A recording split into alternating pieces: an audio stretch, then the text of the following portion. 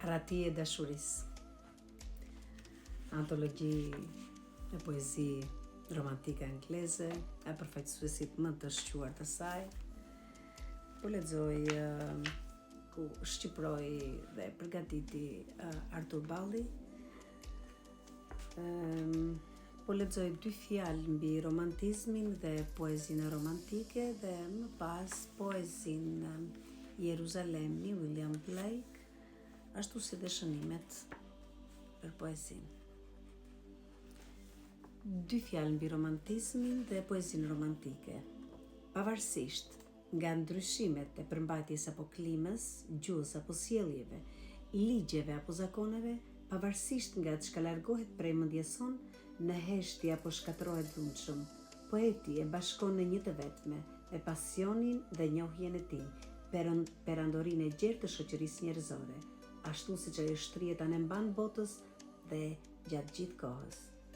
Objektet e mendimeve të poetit janë të kudo ndodhura. Ndonse është e vërtet që sytë dhe shqisët e njeriut janë udhërrëfyesit të tij të preferuar. Përsëri, ai do të orientohet nga çfarëdo lloj gjëjeje për të gjetur një atmosferë ndjenjash ku të rrah krahët e tij. Poezia është fillimi dhe fundi i çdo dije. Ajo është e pavdekshme, siç është zemra e njeriut.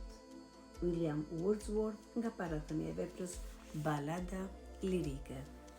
Dhe vazhdojmë me poezinë Jeruzalemi nga William Blake, shqiproi Artur Balli. Ha shkelën ato këmbë në kohë antike, për mbi male të bleruara në Angli. A u pa dikur i shenjtë i qengj i Zotit, kullotash pastorale, gjithë bukuri. A u shfaq për ndritur fytyra hyjnore, mbi kodrat plotre, ndërkonture magjik? A u ndërtua Jeruzalemi këtu, mbi këta mullinj të zymt satanik? Ma sillni harkun prej ari përvëlues, mi sillni shigjetat e dëshirës timar, ma sillni heshtën, o ju re të shëmpleksura, koçin e zjarrit ma sillni me kuajt zjarr. Se s'do sosem unë prej luftës ideale, dhe as shpatën dora ime s'do braktis, derisa Jeruzalemi t'jetë ngritur për mbi tokën e bleruar të Anglisë. Shënim. Jeruzalemi është një poezi e shkurtër në parathënien e Milton, një poezi pjesë e koleksionit të poetit e njohur si libra profetik.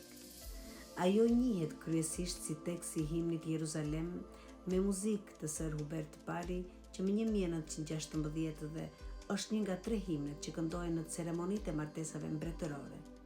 Jeruzalem konsiderohet shpesh si himni britanik. Poezia është inspiruar prej një legjende, sipas së cilës Jezusi, i shoqëruar nga daja i tij, Josef i Arimathes, udhëtoi nëpër disa toka që sot janë pjesë e Anglisë. Legjenda lidhet me idenë, libri i zbulimit, e ardhjes së dytë të Krishtit mbi tokë dhe ndërtimin e një Jeruzalemi të ri. Në fjalorin e kishës anglikane, termi Jeruzalem përdoret si një metaforë për parajsën, vendin e një dashurie dhe paqeje universale. Mullinj të zymt satanik. Mullinjt e grurit të Albionit që përbënin fabrikën më të madhe në Londër dhe që gjendeshin jo larg banesës së poetit, Blakeu i referohet fillimeve të revolucionit industrial, si shkaktar i shkatërrimit të natyrës dhe marrëdhënieve njerëzore. Mira punëtor të mullinjve e adoptuan këtë poem si një himn socialist. Simbolika, harku prej ari përvëlues, mendimet, idet përvëluese. Simbolika, shigjeta e dëshirës, pasioni fjalës. Simbolika, heshtën, pendën për të gdhendur fjalën. Koçia e zjarrit që nënkupton energjinë hyjnore, është një element i marrë nga një tregim i Biblës, Dhjata e vjetër, ku profeti Elia u mor në qiell nëpërmjet një koçie të zjarrt dhe kuajsh të zjarrt në formë shtollunge.